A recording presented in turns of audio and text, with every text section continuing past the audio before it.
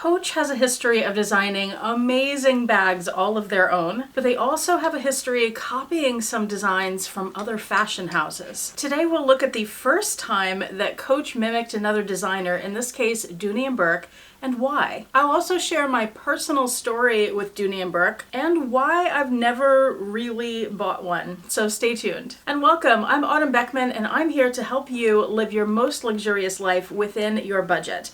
I post new videos on Tuesdays, Thursdays, and Saturdays, so please make sure you're subscribed so you don't miss any of those, and so you don't miss my daily community posts where I share the best sales of the day and fabulous handbags that I find. Also, don't miss my website, autumnbeckman.com. The shop page is where you'll find handbags and accessories I have for sale, as well as the My Handbag Collection Organizer, which are planner pages that I've designed to help you organize and curate your collection of handbags and your life. The item tracker page is where you can record all the information about your handbags and small goods. I also have wish list pages, purchase trackers, different ways to track usage of your handbags, a variety of calendar pages so you can choose what works best for you, several different habit trackers, and so much more. When I was in middle school in the early 1990s, a Dooney Bourke bag was the bag to have. In fact, Dooney is what got me interested in handbags in the first place. But Coach is a brand that I'm super into now, and Dooney not so much. So this has been an interesting video for me to research and put together, because it's a little bit of a full circle moment here. Now Coach, as many of us know, started making handbags in the 1960s, about 20 years after they were founded in 1941. Dooney was founded in 1975, so after Coach, but didn't start making handbags until 1981,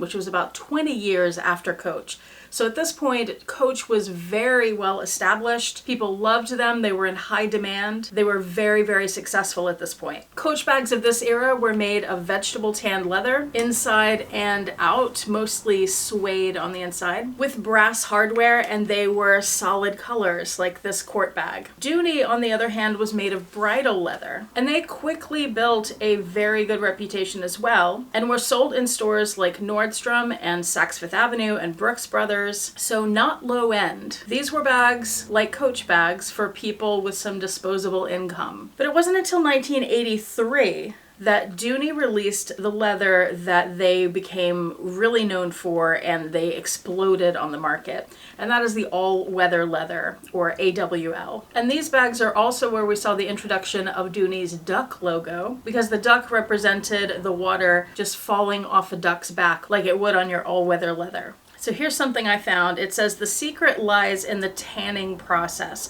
First, our hides are soaked in curing tannin oils and laid out to dry. As the leather shrinks, its pores tighten and close, and this creates a natural barrier to moisture and gives all-weather leather its distinctive pebble grain texture. The result is a leather that is soft and supple to the touch, yet virtually impervious to the elements, and it requires very minimal care, usually just wiping with a damp cloth. I don't know if that's the same process that's used today or if they are coated with something. The norm today for most handbag companies is that their leathers would be coated with something to make them more durable. So that was 1983 that the all-weather leather was introduced, and it blew up. In 1985, Coach sold to Sara Lee. We've discussed this before. And until that time, Coach had only been making these vegetable tan bags. But with this conglomerate, Sara Lee now in charge, they started making lots of changes, and they started expanding Coach's offerings to include other designs and other materials and other looks. And in 1989, so 6 years after Dooney released the all-weather leather, Coach released something that they called the Spectator line. And I think you can tell by looking at these that they take on a distinctly Dooney Bourke appearance due to the two-tone leather aspect. So with the Spectator line, Coach has continued to use their vegetable tan leather,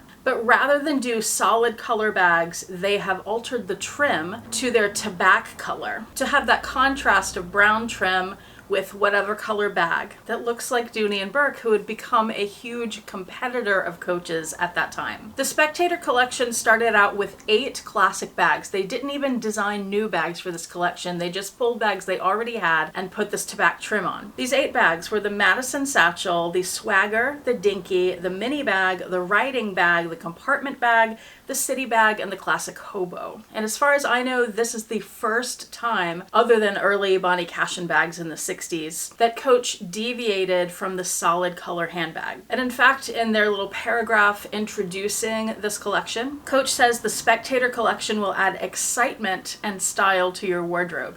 I don't think any of us would look at these bags today and call them exciting, but apparently in 1989, they were. And this collection, these original 8 bags anyway, ranged from $82 to $186, which was less than what Dooney and Bourke bags cost on average, which was around $300. So right about this time, 91 to 93, is when I was in middle school and when I first noticed Dooney and Bourke. They were very, very popular. They were the it bag. I wanted one so bad, but my family was not the clientele that could afford them. And I saw an article about these bags that said that at this time, handbags weren't a status symbol. They were still more utilitarian. And I have to disagree with that because I remember them being a status symbol. They were a trendy thing. They were something you wanted. If you had one, you were one of the cool kids. I was never one of the cool kids. In 1991, Coach ups their game a bit, depending on how you look at this. And they introduced another collection called the Sheridan Collection. And I'm going to read you the little paragraph of what they say about this collection. The Sheridan Collection combines the inherent qualities that distinguish every Coach product. The finest materials, impeccable craftsmanship, and attention to detail, with a fresh, new design perspective. So again, think of this as fresh and new. This is old hat to us now, but then, fresh and new. The Sheridan Collection is made with a stain and scratch resistant pebble, they put that in quotation marks because it was a new thing, pebble textured natural cowhide, combining softness with durability. The drapeability of the leather allows for a variety of silhouettes from drawstring pouches to classic camera bags. A collection based on versatility. Common elements of every style include bridal leather trim. So this is not their typical vegetable tan leather now. This is a bridal leather, which is what Dooney and Bourke was using. And that bridal leather trim is either in a contrast tan, so it looks like Dooney and Bourke, or in a color that matches the bag. So if you don't want the contrasting color, you don't have to get it. You can still get the solid colors. It has jacquard lining, domed bridal leather tabs, which is also reminiscent of Dooney and Bourke, and solid brass fittings. Coach was already doing solid brass. Now, in one of my last Coach videos where I talked about the Coach bags that were made in Italy, I went over this collection and I said that they were introduced in 1992. I was mistaken about that. I was going back through some of the catalogs and I found the Sheridan Collection. In the 92 catalog I looked at, it said that it was a new collection, but in the 1991 summer catalog, it says introducing the Sheridan Collection. So that means it was really the first time it was introduced. So these bags were made in Italy. They were also made in Costa Rica and the United States. And they had a very similar color palette to Dooney and Bourke. Now, when I first saw this, I thought, oh, they're even copying Dooney's colors. But I think that's the wrong thing to say. I think what's happening here is they had been making the vegetable tan leather bags. Well, vegetable tanning, you generally can't get the same range of color that you can get from chrome tanning. So the colors with vegetable tanning were possibly a bit more limited. Somebody please correct me if I'm wrong, because I'm no expert on this, but I feel like I read that somewhere. So I'm thinking that's why the color palette was similar across various brands at that time. But here is the Coach color palette at the top, and then here are a range of colors shown on the Cavalry bag from Dooney and Bourke.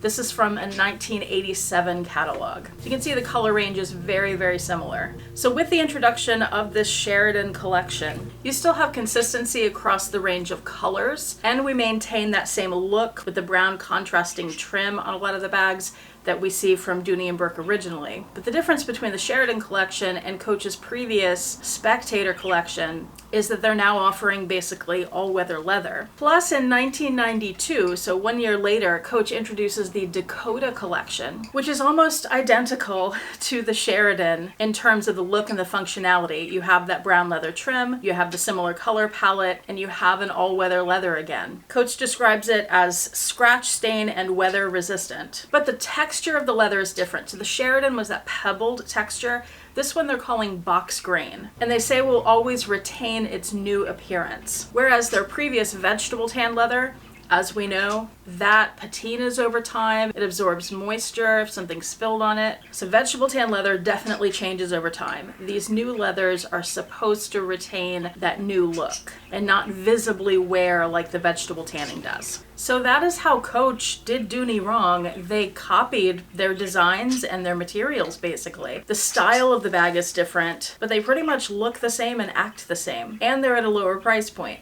And Coach has done this many, many times over the years. Another great example, and this is the bag that got me back into Coach, the Coach Cassie. This was released in 2019, and a lot of people, I'm not sure where they're getting this information, if Coach said this or where it comes from, but a lot of people say the Cassie is a redesign of the Coach Court. If that information comes from Coach, Coach is lying to you, because all you have to do is use your eyeballs and the comparison and contrast skills that you learned in kindergarten and compare this with the Louis Vuitton Pochette Métis, and you'll see that those two bags are far, far more similar than this is to the Court. So that's two examples of ways that Coach has copied designs from other fashion houses. I know there are a lot more. Which ones can you think of? Let me know in the comment section below. I feel like we're gonna get a ton of answers, some of which I could probably come up with myself, but I know you guys are gonna come up with a lot more than I can think of. So let me know. I feel like that's gonna be really interesting in the comment section. And I told you that I would tell you my personal story with Dooney Bourke. I mentioned at the beginning that they were so popular in middle school and I wanted one really bad. In particular, I think it was this one that I wanted. I remember it being a satchel in green and it had the duck. But these were somewhere around $300 and my parents wouldn't even buy me a $20 t-shirt at that time. That was way expensive for us. So I never got one. But I did get a fake one at a grocery store of all places. And I carried that bag and loved it as if it was a real Dooney Bourke. And there have been a couple of other times where I've purchased Dooney Bourke bags, but generally I haven't kept them. Or maybe I've been interested in some but never bought them. So for example, there was a tote that I purchased that looked like a Louis Vuitton Neverfull in Damier Ebene. So Dooney definitely, and I'll tell you more about this in a minute, Dooney definitely also mimics designs from other brands. I mean, this is a common thing. We know this in the fashion industry. But it looked a lot like a Neverfull. So I remember I bought that, but I didn't have it very long, maybe a month before I sold it. And I think the reason, I was gonna say it's because I got a Neverfull, but I didn't get a real Louis Vuitton bag for a few years after this point. So I must have gotten a fake Neverfull. And the Neverfull is what I wanted, not the Dooney look-alike bag. So that's why I got rid of that one. And then I bought this vintage Dooney bag. This is the Cavalry bag,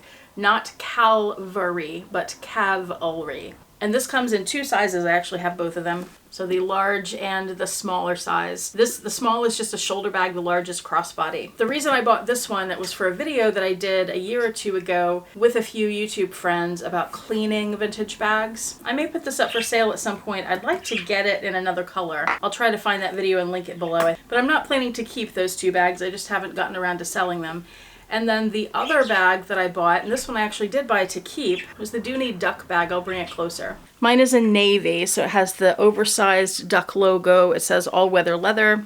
And this is the original vintage version. You can tell the difference between them because there's a new version too, because the vintage one has suede on the interior, whereas the current version has like a pink textile. And I've got a third-party strap because this one didn't come with the original strap. And of course, it has the little brass duck logo as well. And I love the look of this bag, but as you can tell, it's really tiny. I have carried it before, but it's very, very rare that I carry it. In fact, when I was preparing this video, I forgot I even had this because I bought it a little more as decoration than as an actual usable bag because I think it's just adorable and such classic Dooney. And the leather on this is pretty amazing. I'd be curious at some point to pick up a bag from the Coach Sheridan Collection that's also the pebbled leather and compare those. And there are lots of designs that I like from Dooney currently, but the reason that I haven't bought them, and I've said this before, is Dooney bags seem heavy to me, and not just the physical weight of them, but the look of them. They just kind of look heavy to me. I also don't like that a lot of them have a red interior, and red's not my color, so that kind of turns me off. But I do have several bags from Henry's Leather, which is sold on the Dooney Bourke website because Henry's is a brand created by Peter Dooney of Dooney Bourke, and those are amazing bags, so I will link Henry's below. And I mentioned that Dooney mimicked the Louis Vuitton Neverfull, but here's a really interesting story. In 2002, Louis Vuitton with Marc Jacobs at the helm, released the original multicolor collection. That was in the fall. In the spring of the following year, 2003, Dooney released this, which is very obviously highly inspired, shall we say, by the multicolor collection. So much so that Louis Vuitton sued Dooney, but Dooney won. Based on what I read, it had to do with the fact that consumers are unlikely to confuse a Dooney bag with a Louis Vuitton bag, which I would certainly agree. I mean, the letters are multicolored in both bags, but they're different letters and different bag designs, and anybody who's paying the tiniest bit of attention is going to know that they are very different, especially at such different price points as well, even back then. So let me know too in the comments what other designs Dooney has mimicked from other design houses. And while you're down in the comment section, please check out the description box where you'll find the link for Henry's and my video on the Cavalry bags. Hopefully I can find it, as well as some links to Vintage Dooney and Vintage Coach. Thank you so much for watching. I do appreciate it. Hope to see you back here next time, and I hope you have a fantastic day. Bye.